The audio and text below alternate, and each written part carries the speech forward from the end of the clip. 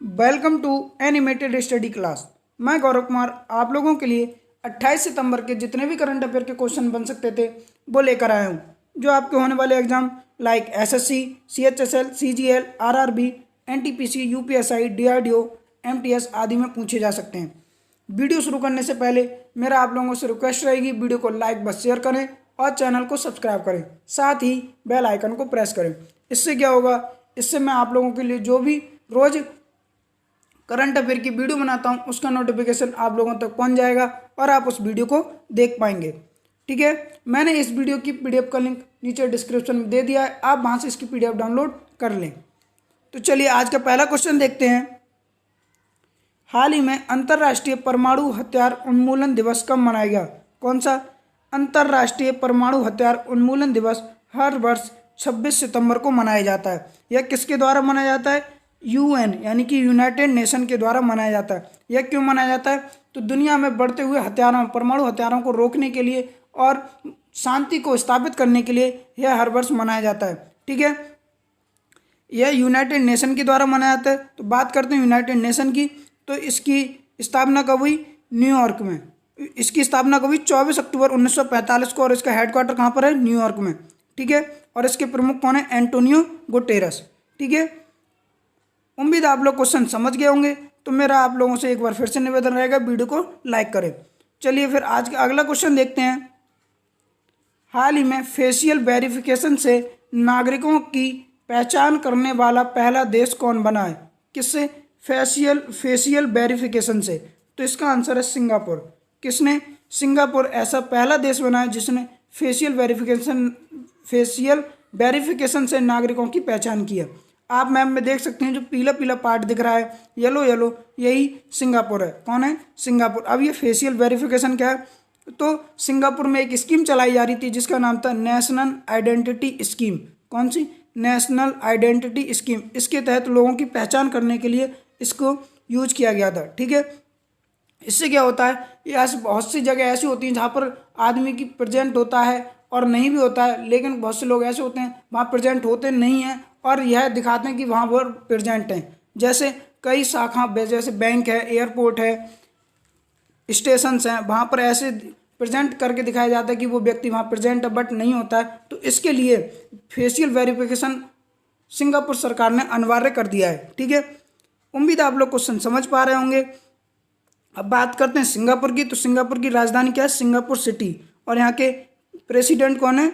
हलीमा याकूब। कौन है? हलीमा याकूब। और यहाँ के पीएम कौन है? ली सेन लूंग। और यहाँ की करेंसी क्या है? Singapore dollar. क्या है? सिंगापुरी डॉलर। उम्मीद आप लोग क्वेश्चन समझ गए होंगे। तो मेरा आप लोगों से एक बार फिर से निवेदन रहेगा, वीडियो को लाइक करें। आगे बढ़ते हैं। हाल ही में भारत ने किस देश के साथ बौद्धिक संपदा सहयोग के लिए एमओयू पर हस्ताक्षर किए हैं? किस पे? बौद्धिक संपदा के लिए एमओयू पर हस्ताक्षर किए हैं। तो इसका आंसर है डेनमार्क। किसके साथ मिलकर? डेनमार्क के साथ मिलकर। जो हमारा केंद्रीय वाणिज्य और उद्योग मंत्रालय है उसने डेनमार्क की जो पेटेंट एंड डेनमार्क ऑफिस है, क्या? पेटेंट एंड डेनमार्क ऑफिस है, उसके साथ मिलकर एमओयू किया है। अभी एमओयू की फुल फॉर्म क्या है?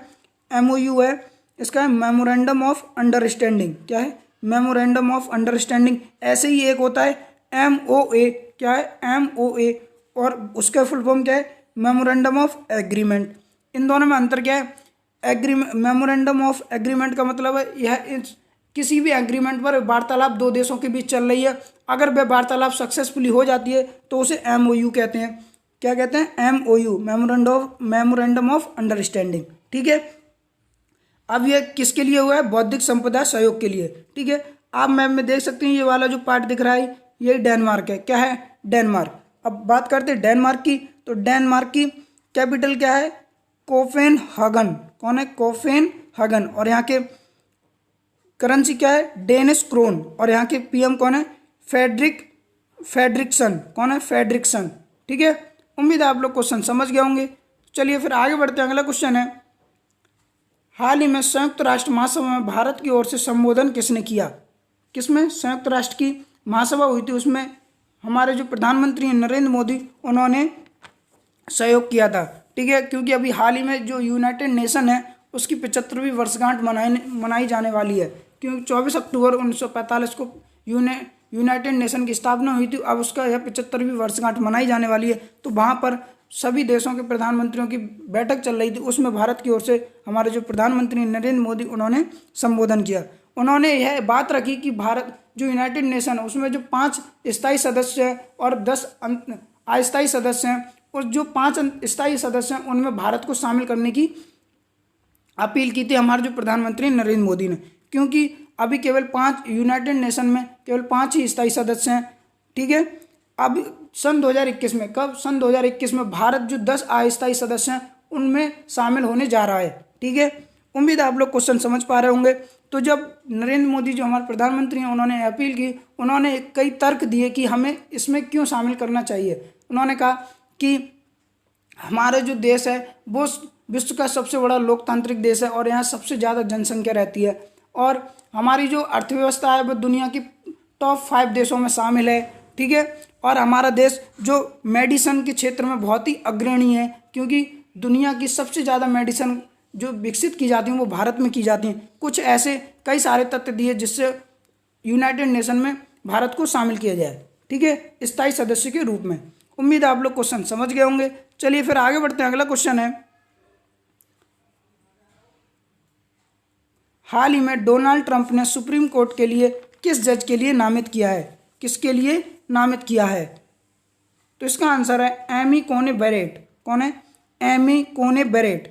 दरअसल क्या हुआ था, जो अमेरिका की सुप्रीम कोर्ट है, कौन, अमेरिका की सुप्रीम कोर्ट है, उसकी जो जज थी, कौन, बेंडर गिन्सबर्ग। कौन? बेंडर गिन्सबर्ग का निधन हो गया था। उसके बाद इस पद को खाली रहा था।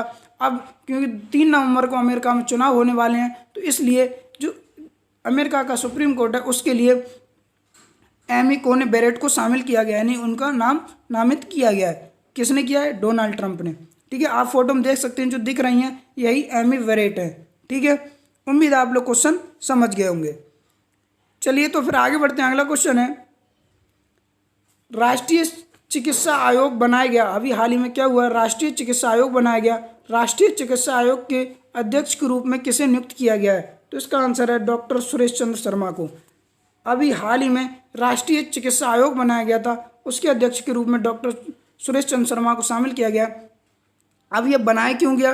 दरअसल अभी क्या होता था, जो मेडिकल की जितनी भी परीक्षाएं होती थी, जितना भी कोर्स होता था, यानी पढ़ाने की शिक्षा, मेडिकल से जुड़े हुए जितने भी क्षेत्र थे, चाहे वो शिक्षा का सही, चाहे मेडिसिन का सही, उसके लिए पहले देखता था medical commission of India.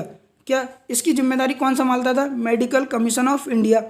But अभी कुछ ही सालों से, लगभग 5-6 सालों से वहाँ पर बहुत ही ज़्यादा भ्रष्टाचार के आरोप लग रहे थे उस पर, मेडिकल कमीशन ऑफ इंडिया पर, कि यहाँ पर बहुत भ्रष्टाचार होता है। तो उसको ख़त्म करके अब नया बनाया गया जिसका नाम है नेशनल मेडिकल कमीशन। क्या बनाया गया? National medical commission. और उसके अध्यक्ष कौन है? डॉक्टर सुरेश चंद्र शर्मा। और इसकी सचिव कौन बनाए गए? एनएमसी, नेशनल मेडिकल कमीशन के। तो इसके सचिव बनाए गए राकेश कुमार वत्स। कौन? राकेश कुमार वत्स। ठीक है, जो आप 2nd नंबर पे देख रहे हैं, यही डॉक्टर राकेश कुमार वत्स को सचिव बनाया गया है। ठीक है, उम्मीद है आप लोग क्वेश्चन समझ पाए होंगे। जो डॉक्टर सुरेश चंद्र शर्मा है, यह 3 साल तक इस पद पर बने रहेंगे, यानी अध्यक्ष पद पर बने रहेंगे। चलिए फिर आगे बढ़ते हैं। अगला क्वेश्चन है, हाल ही में जापान ने किस देश के साथ जी-मैक्स समुद्री अभ्यास शुरू किया है? कौन सा? जी-मैक्स समुद्री अभ्यास शुरू किया है। तो इसका आंसर है जापान के साथ। किसके साथ? जापान के साथ। जो उत्तरी अरब सागर है वहाँ पर भारत और जापान मिलकर जी-मैक्स समुद्री अभ्यास करेंगे। जो हमारे नौसेना और जापान की नौसेना मिलकर इस अभ्यास को करेंगी। आप मैप में देख सकते हैं जो येलो वाला पार्ट दिख रहा है, यही जापान है। क्या है? जापान। अभी जापान के पूर्व प्रधानमंत्री, यानी किस प्रधानमंत्री ने इस्तीफा दिया था? शिंजो आबे ने। अब वहाँ के नए प्रधानमंत्री बने, वो कौन है? योशिहिडे सुगा। कौन? योशिहिडे सुगा। बात करते हैं जापान की। जापान की कैपिटल क्या है? टोक्यो। और यहाँ की करेंसी क्या है? येन। ठीक है, उम्मीद आप लोग क्वेश्चन समझ गए होंगे। चलिए फिर आगे बढ़ते हैं। अगला क्वेश्चन है, हाल ही में जसवंत सिंह जी का निधन हो गया। वह किस पार्टी के पूर्व केंद्रीय मंत्री थे? तो ये जो जसवंत सिंह है, आप फोटो में देख सकते हैं जो दिख रहे हैं, यही जसवंत सिंह है। और यह पूर्व बीजेपी के केंद्रीय मंत्री थे। किसके? बीजेपी के। यह जो अटल बिहारी वाजपेयी सरकार थी सन 1999 के आसपास, तो तो यह कारगिल के समय रक्षा मंत्री थे और यह वित्त मंत्री पद पर भी आसीन रहे थे। किस पे? वित्त मंत्री और रक्षा मंत्री दोनों पद पर आसीन रहे थे और इनका हाल ही में निधन हो गया, क्योंकि सन 2016 में यह ऐसा कहा जा रहा था यह बाथरूम में गिर गए थे, उस कारण इनके सिर में चोट आई और यह लगभग 4 सालों से कोमा में थे। किसमें थे? कोमा में थे। और अब जाकर यानी कल शाम इनका निधन हो गया है। ठीक है, उम्मीद है आप लोग क्वेश्चन समझ गए होंगे। चलिए फिर आगे बढ़ते हैं। अगला क्वेश्चन है, हाल ही में किसने हेमबर्ग ओपन टेनिस टूर्नामेंट जीता है? कौन सा हेमबर्ग ओपन टेनिस टूर्नामेंट जीता है? तो इसका आंसर है आंद्रे रूबलेव। कौन है? Andre Rublev. ठीक है, इन्होंने आप देख सकते हैं जो 4th नंबर पे स्टीफानोस सितसिपास, कौन? सितसिपास है, इन्हें हराया था और इन्हें हराकर आंद्रे रूबलेव ने हेमबर्ग ओपन टेनिस टूर्नामेंट जीता था। आप फोटो में देख सकते हैं जो दिख रहे हैं यही आंद्रे रूबलेव थे। ठीक है, चलिए फिर आगे बढ़ते हैं। अगला क्वेश्चन है, हाल ही में किस राज्य सरकार ने कोविड-19 के मरीजों के लिए टीबी टेस्ट अनिवार्य कर दिया है? कौन सा? TB test. दरअसल जो पश्चिम बंगाल सरकार है, कौन? पश्चिम बंगाल सरकार है, उसने यह कहा है जो कोविड-19 के मरीज हैं और जो ठीक हो चुके हैं उनके लिए टीबी का टेस्ट, जो टीबी टेस्ट होता है उसको अनिवार्य रूप से कराया जाएगा। ठीक है, आप मैप में देख सकते हैं जो वाला पार्ट दिख रहा है रेड रेड, यही पश्चिम बंगाल है। और बात करते हैं पश्चिम बंगाल की, तो इसकी राजधानी क्या है? कोलकाता। और यह किस नदी के किनारे बसा हुआ है? हुगली नदी के किनारे बसा हुआ है। यहाँ की सीएम कौन है? ममता बनर्जी। और यहाँ के गवर्नर कौन है? जगदीप धनखड़। कौन है? जगदीप धनखड़। ठीक है, उम्मीद आप लोग क्वेश्चन समझ गए होंगे। चलिए फिर आगे बढ़ते हैं। अगला क्वेश्चन है, तो हाल ही में किस राज्य सरकार ने पूर्व प्रधानमंत्री अटल बिहारी वाजपेयी की प्रतिमा बनाने की घोषणा की है? तो ये हिमाचल प्रदेश सरकार है। किसने? हिमाचल प्रदेश सरकार ने पूर्व प्रधानमंत्री अटल बिहारी वाजपेयी की प्रतिमा बनाने की घोषणा की है। आप मैप में देख सकते हैं ये जो दिख रहा है रेड रेड पार्ट, यही हिमाचल प्रदेश है। हिमाचल प्रदेश की बात करते हैं तो हिमाचल प्रदेश की राजधानी क्या है? शिमला। और यहाँ की सीएम कौन है? जयराम ठाकुर। और यहाँ के गवर्नर कौन है? बंगारू दत्तात्रेय। अच्छा, जो प्रतिमा बनाई जाएगी यह कितनी ऊंची बनाई जाएगी? तो यह जो हिमाचल प्रदेश में पूर्व प्रधानमंत्री हैं इंदिरा गांधी, उनकी प्रतिमा के बराबर, उनकी प्रतिमा लगभग 9 से 10 मीटर ऊंची है, उन्हीं के फीट के ऊंचाई की बनाई जाएगी। ठीक है, उम्मीद है आप लोग क्वेश्चन समझ गए होंगे। तो मेरा आप लोगों से निवेदन रहेगा कि वीडियो को लाइक बस शेयर करें और चैनल को सब्सक्राइब करें। मैंने पीडीएफ का लिंक नीचे डिस्क्रिप्शन दे दिया है, आप वहाँ से इसकी पीडीएफ डाउनलोड कर लें। Thank you.